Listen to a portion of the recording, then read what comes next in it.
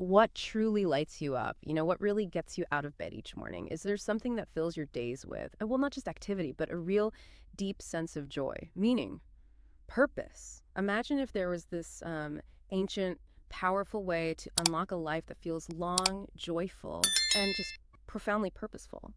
Well, today we're doing a deep dive into exactly that. It's a concept called Ikigai. And this isn't just some philosophical idea floating out there. It's actually a practical framework we're drawing from a really inspiring source, Ikigai, a guide to a long and happy life by Héctor García and Francesc Miralles. So our mission today, let's unpack what Ikigai really means. We'll explore how it works in practice, looking at wisdom from actual centenarians, and importantly, figure out how you can bring its principles into your own life for, more fulfillment, maybe even a longer, healthier life too. That's a great way to put it. And what's really remarkable about Ikigai, I think, is that it's not just theory. Not at all. It's deeply rooted in how people actually live, especially in these global hotspots for longevity we'll talk about. It really is about finding your unique reason for being and then living that out, through daily habits, your outlook, things that genuinely sustain you. Okay, so let's unpack that, starting right at the core. The book defines it pretty simply, right? Ikigai, it's Japanese, and it means a reason for being. Exactly. Sounds simple, but the depth there, it's quite profound, and it really applies universally. So the basic idea, as the authors lay it out, is that Ikigai sits at this intersection. Think of like 4 overlapping circles, a Venn diagram. Okay. Right in the middle, that's your Ikigai. So the first circle is what you love, your passions, what really excites you. Second, what you're good at, your skills, your talents, things you have a knack for. Right. Third is what the world needs. This is more about your mission, how you contribute something beyond yourself. Okay, contribution. And finally, the fourth circle, what you can be paid for. Your profession, maybe, or just how you make a living. And that sweet spot, where all 4 of those overlap, where they naturally come together, that's your Ikigai. It's that central point where passion meets what you're good at and what you offer meets what the world values. It creates this really powerful sense of purpose. That's fascinating. So if you're listening right now, maybe just take a second to think about that.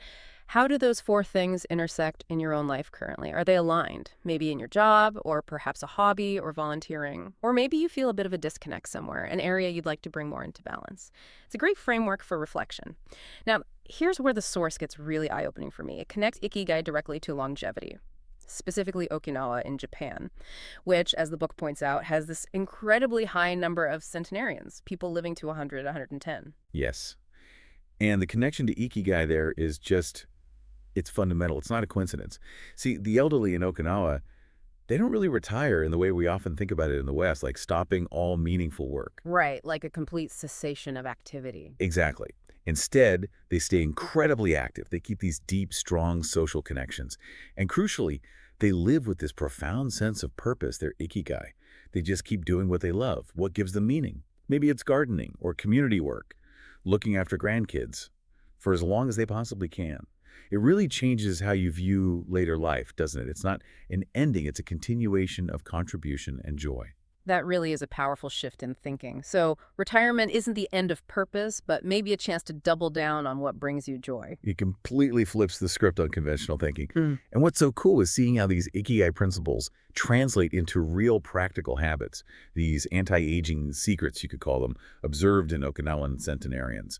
Should we dive into some of those lifestyle elements, like their diet? Yeah, let's do that. I know the book mentions something specific, hara hachibu. Hara hachibu. It's a core principle. And what is that exactly, for anyone who hasn't heard of it? It basically means eating only until you're about 80% full. 80%, okay. Yeah. And it's not about depriving yourself. It's more about self-awareness, listening to your body's signals. It fosters a kind of discipline, reduces metabolic stress. It's a daily practice that really reflects that broader Ikigai idea of moderation and being present, not just a diet trick.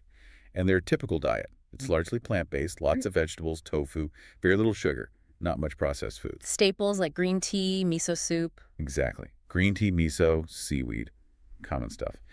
And a big emphasis on eating slowly, mindfully, really savoring the food, which again ties back to being present. It's not just diet though, is it? Movement is huge too, but maybe not in the way we think, like intense gym sessions. Right. The book emphasizes that movement is just naturally woven into their daily lives. It's not necessarily about, hardcore workouts. More like continuous, gentle activity. Precisely.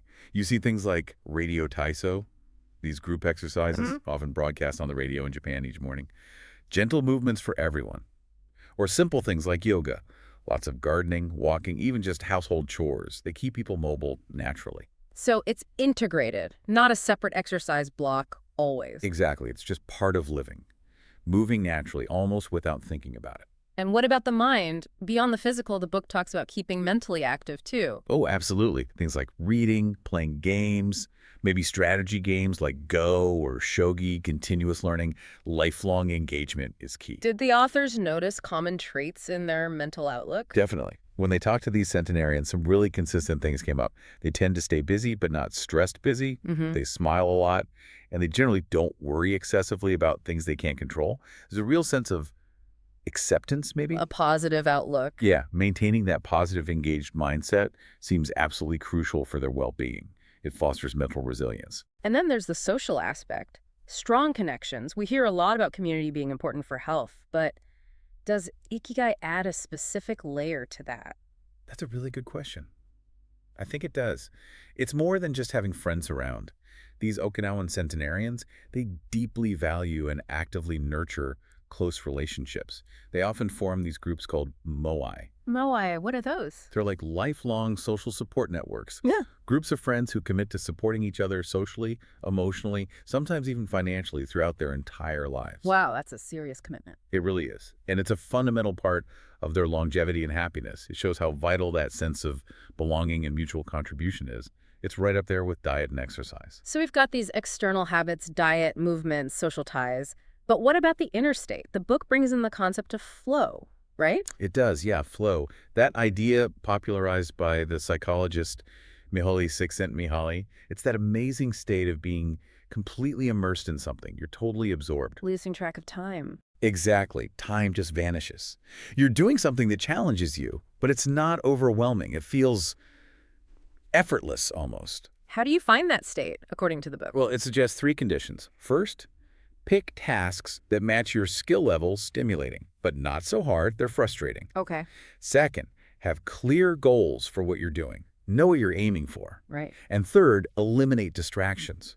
Really focus. We've all felt it, right? Getting lost in writing or playing music or coding or gardening. Oh, yeah. The book argues that actively seeking out those flow states connects you directly to feeling alive, to your Ikigai. That makes perfect sense. Connecting with flow isn't just about getting stuff done. It's about the richness of the experience itself, that deep joy. That's it, exactly. And related to that internal state, there's another really profound Japanese concept the authors discuss, wabi-sabi. Wabi-sabi. Yeah. Embracing imperfection. Yes. Finding beauty in things that are imperfect, impermanent, and incomplete. It's highly relevant because, well, life isn't perfect, is it? And that's okay. Wabi-sabi finds elegance in authenticity, in flaws, in the natural cycles of growth and decay. It's about accepting things as they are. That sounds very calming, actually. It is. And it connects to building emotional resilience. The book mentions things like stoicism, Yeah. focusing on what you can control, and mindfulness, being present without judgment. Combine those internal practices with strong community support like the moai, and you build this deep inner peace, this ability to adapt, which really raises a key question for all of us, doesn't it? How do we build that kind of resilience in our own, often chaotic lives? Acknowledging imperfection, but finding strength. Yeah, absolutely. And that leads nicely into how we actually live our Ikigai day to day. It's important to stress, I think, that your job doesn't have to be your sole Ikigai.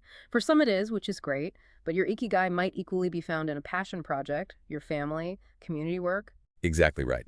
It's not always tied to your profession. The book suggests practical ways to weave it in daily. Things like consciously pursuing small joys, noticing and appreciating the little things, and trying to avoid multitasking. That constant switching, it pulls you out of the moment. So focus fully on the task at hand. Yeah. Whether you're cooking, talking to someone, working, full engagement fosters that deeper connection to the present and ultimately to your purpose.